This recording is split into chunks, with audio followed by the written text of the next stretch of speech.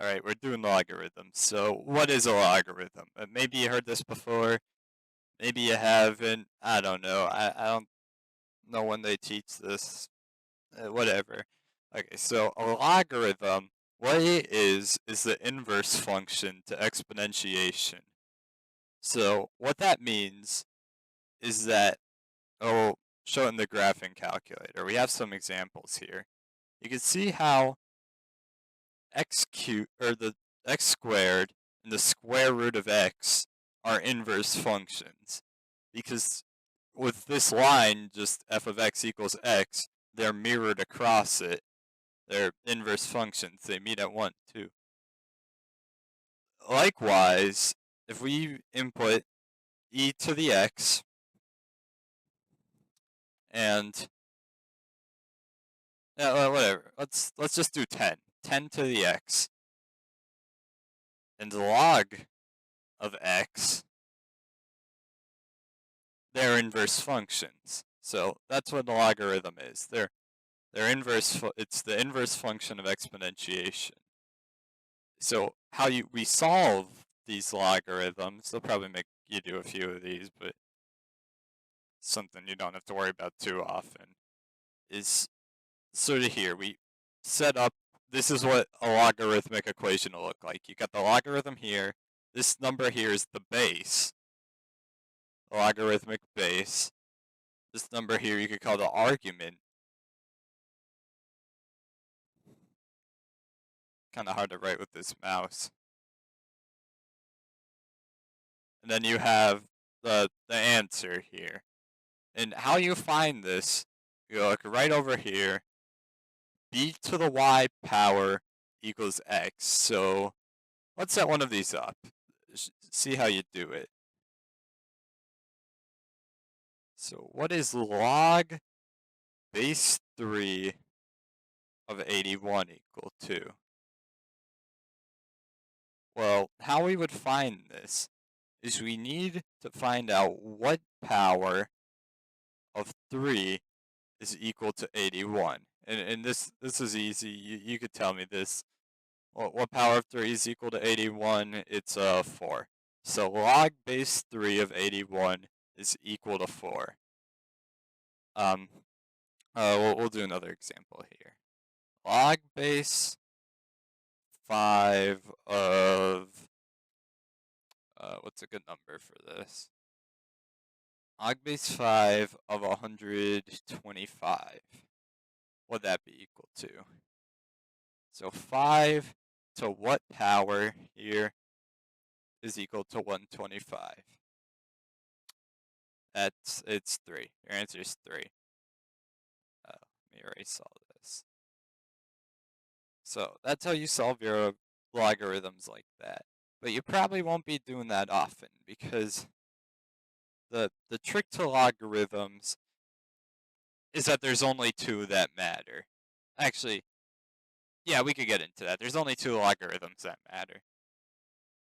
So if you ever see log just written like this, which you will often, is 1 to 2, the base here is 10. If it's not written, it's implied that it's 10 most of the time. So if it's just log of x, it's 10. It's a base 10 logarithm.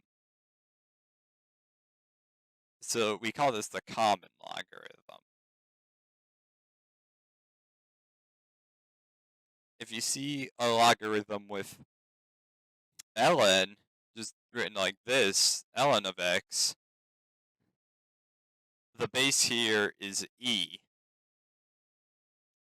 And this is called the natural logarithm. You'll see these two a lot.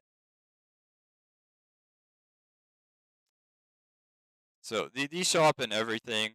Log base 10, we use it for scales a lot. So stuff like pH is logarithmic. So if you go up from 7 pH to 8 pH, that's 10 times more alkaline. You go to 9, it's 100 times. That's a logarithm. It'll just step up by 7, 8, 9. It'll increase by 10 times. So we like to use that for scales. Natural log shows up everywhere. You could worry about that in calculus, though. I don't need to teach that right now. We'll erase these. Actually, you probably got this down already. I'm just gonna erase this whole thing. I don't know if there's any faster way to do this. And what you're gonna have to just remember, I guess, are a few logarithmic properties. So I'll run through those, I guess. So log any base of 1 is always going to be equal to 0. You could even see it here with the base 10 logarithm. I could do a natural logarithm. I don't want to type out anymore, but it's always like this because anything raised to the 0 power is 1.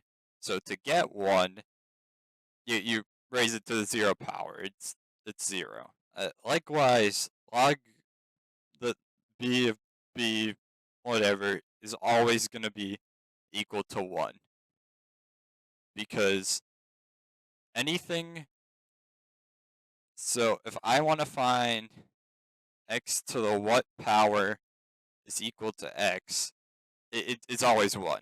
You raise something to the first power, it stays the same. So that works just like the other one.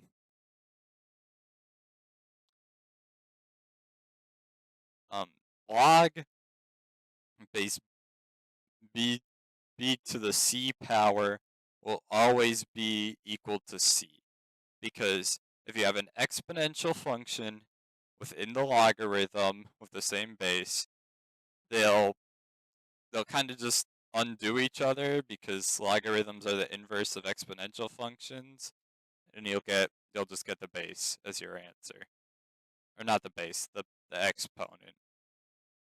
I also got this little graphic here. As you can see, a few more rules you got to remember.